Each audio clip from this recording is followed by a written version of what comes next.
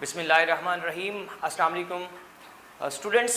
Previous topic के अंदर हमने गॉसेस लॉ को डिस्कस किया था।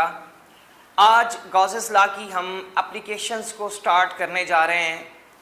गॉसेस लॉ की 3 एप्लीकेशंस हैं और ये तीनों जो है इलेक्ट्रिक इंटेंसिटी जो है फील्ड की उनको मेजर करने के लिए जो है उनको कैलकुलेट करने के लिए हम गॉसेस लॉ को यूज़ करते हैं। तो हमारे पास है, सबसे पहले मैंने लिखा हुआ है Gauss's law, applications of Gauss's law, और उसकी सबसे पहली जो एप्लीकेशन है वो है electric intensity of field inside a hollow charge sphere. यानी एक स्फीयर है और ये समझ लें कि वो हॉलो है। हॉलो का मतलब क्या होता है? अंदर से वो खाली है। तो उससे पहले ये देखें कि हम अप्लाई कहाँ करते हैं गॉसेस लॉ को। By applying Gauss's law, we can calculate electric intensity due to different charge configuration, या configuration को distribution भी कहते हैं कि मुख्तलिफ किस्म की आपके पास क्या है, स्फीयर हो सकते हैं, ऑब्जेक्ट्स हो सकते हैं और उनके ऊपर जो है चार्ज डिस्ट्रीब्यूशन है, चार्ज जो है कन्फिगरेशन है चार्जेस की। तो उसकी वजह से, चार्जेस की वजह से हमने क्या करना है, इलेक्ट्रिक इंटेंसिटी को कैलकुलेट करना है। तो इसके लिए चंद जो है कुछ स्टेप्स हैं जो हमें याद रखने हैं आगे चल के, जो हमें इलेक्ट्रिक इंटेंसिटी को फाइंड आउट करने के लिए, कैलकुलेट करने के लिए हेल्प आउट करेंगे। तो सबसे पहला है कि हमने क्या करना है, एक इमेजिनरी सरफेस जो है वो कंसीडर करनी है।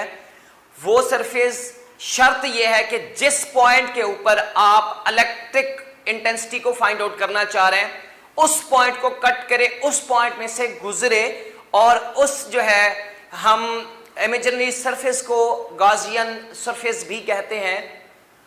फिर उसके बाद गॉसियन सरफेस ऐसी होनी चाहिए जिसमें से फ्लक्स आपका जो है आसानी गुजर सके, ताकि हम उसको जो है आसानी से कैलकुलेट कर सकें इलेक्ट्रिक इंटेंसिटी को।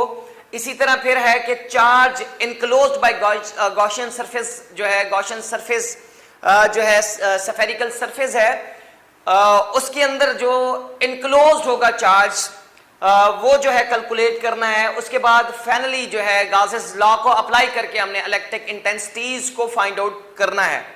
तो सबसे पहले, जैसा कि मैंने यहाँ पे आपको पहले एक्सप्लेन कर दिया, तो अब जैसा कि हमारे पास टॉपिक है electric intensity of light inside a hollow, यानी inside a hollow charge sphere.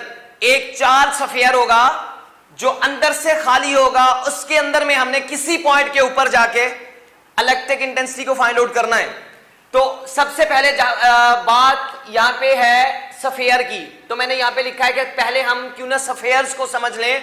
हम कहते हैं स्फीयर्स हमारे 2 तरह के हो सकते हैं। एक होता है हॉलो, जिसको हम थिन शेल भी कहते हैं, और दूसरा होता है सॉलिड।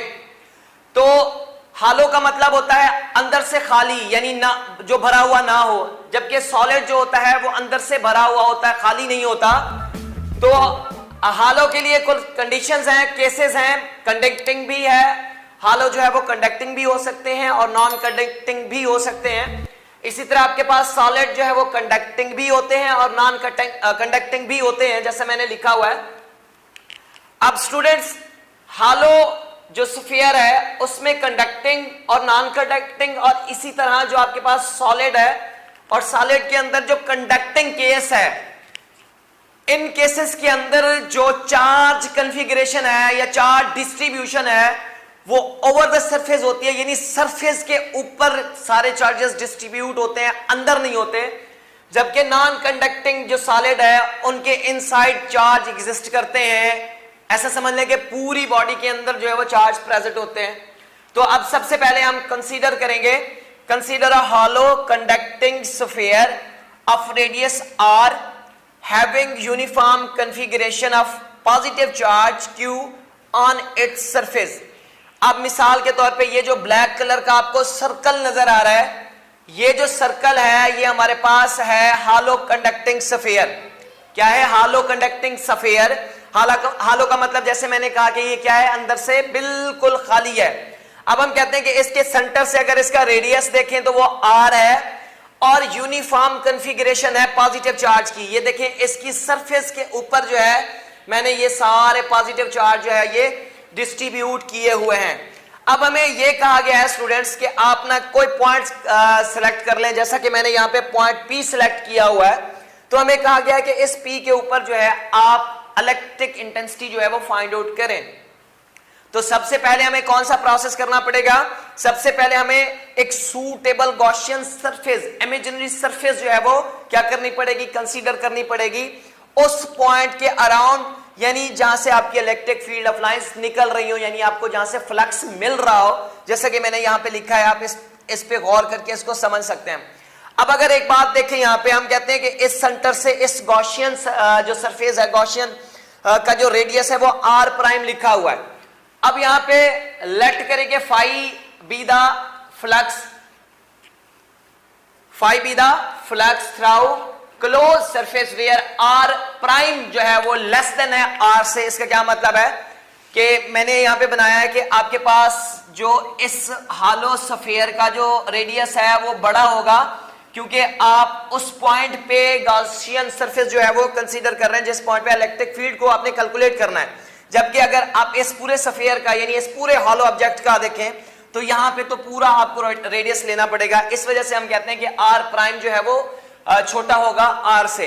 अब हमने क्या करना है, जैसा कि दूसरा, ये तो पहला केस था, दूसरे केस के अंदर है now calculate the charge enclosed by the Gaussian surface, यानी ये गॉसियन सरफेस के अंदर जिस जगह पे चार्ज प्रेजेंट है उसको अब हमने कैलकुलेट करना है। अब अगर स्टूडेंट्स गौर करें तो अंदर तो चार्ज ही प्रेजेंट नहीं है। हमने तो देखा है कि हमारे जो चार्जेस हैं वो तो नॉर्मली डिस्ट्रीब्यूटेड है ऑन सरफेस के ऊपर। अब सरफेस के ऊपर है, अंदर तो चार्ज ही प्रेजेंट नहीं है। जब अंदर चार्ज ही प्रेजेंट नहीं है तो हमें इलेक्ट्रिक इंटेंसिटी कैसे मिलेगी? तो इस वजह से हम कहते हैं कि चार्ज हमारे पास जीरो है।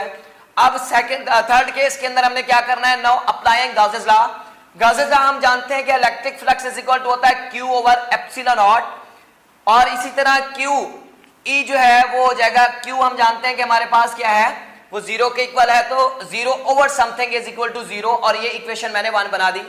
इसी तरह हम ये भी जानते हैं कि इलेक्ट्रिक फ्लक्स जो है वो होता है E डॉट A, यानी अगर प्रोडक्ट की शक्ल में लिखे तो ये होता है। अब ये इक्वेशन 2 बना दें। अब सिंपल कंपेयर कर दें इक्वेशन 1 एंड 2 को।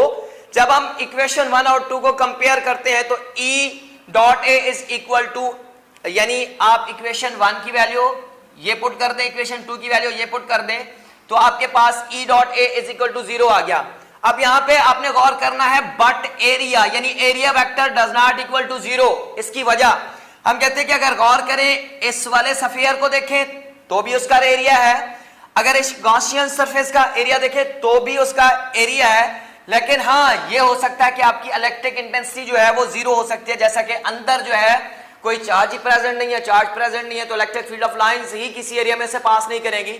जब किसी एरिया में से वो पास ही नहीं करेंगी, जब वो चार्ज का कोई इफेक्ट ही नहीं होगा, तो हमें इलेक्ट्रिक इंटेंसिटी कैसे मिलेगी?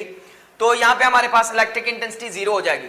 अब इसका नतीजा क्या है, कंक्लूजन क्या है इसकी? हम कहते हैं interior of the hollow charge metal sphere is field free region, field free zone.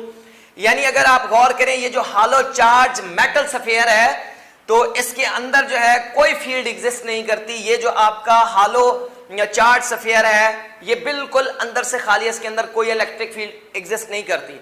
और यहाँ पे मैं आपको एक इजाफा करता जाऊं, आपने स्टूडेंट्स बात तो देखा होगा, आपके पास जितनी भी इलेक्ट्रिकल अप्लायंसेज हैं, खासतौर पे आपके पास मोबाइल है, आपके पास इसी तरह लैपटॉप है, आपके पास टेलीविजन है, व्हाटएवर इसी तरह की जो चीजें हैं, उनको अगर गौर करें तो उनके जो सर्किट्स हैं वो मेटल बॉक्स के अंदर रखे जाते हैं। क्यों?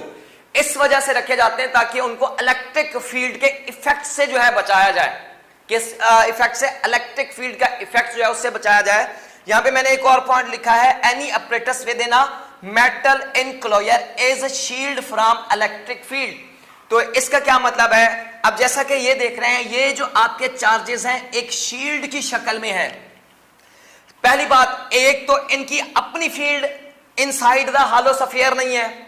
ये हॉलो स्फीयर जो है ये इन चार्जेस की फील्ड से पहले जो है वो महफूज है। और सबसे बड़ा इनका जो फैक्टर है वो ये है कि अगर आउटसाइड कोई भी आपके पास इस तरह के फैक्टर्स आ जाते हैं तो वो उनको भी हम ये जो चार्जेस हैं प्रोटेक्ट करते हैं, अंदर उनको भी नहीं आने देने, यानी उनका जो इफेक्ट है बाहर से आने वाले जितने भी हमारे पास फैक्टर्स हैं उनके इफेक्ट को भी वो कैंसल आउट करते हैं। इसी तरह एक और एग्जांपल भी ले सकते हैं कि हमारे पास जैसे सैटेलाइट्स हैं, जैसे भी हम आउटर साइड ऑफ एयर चले जाते हैं तो हमारे पास जो रेडिएशंस हैं जो जिनकी बहुत ज़्यादा इंटेंस होती हैं, जिनकी तादाद बहुत ज़्यादा होती है, वो भी हमारे जो प्लैनेट्स हैं उनको नुकसान पहुंचाती है। तो इस वजह से उनको भी हम प्रोटेक्ट करने के लिए ये सारे जो है मेटल्स सफियर के अंदर उनको रखते हैं, ताकि उन वो जो इफेक्ट है रेडिएशंस का उन पे कोई इफेक्ट ना हो उनकी वजह से।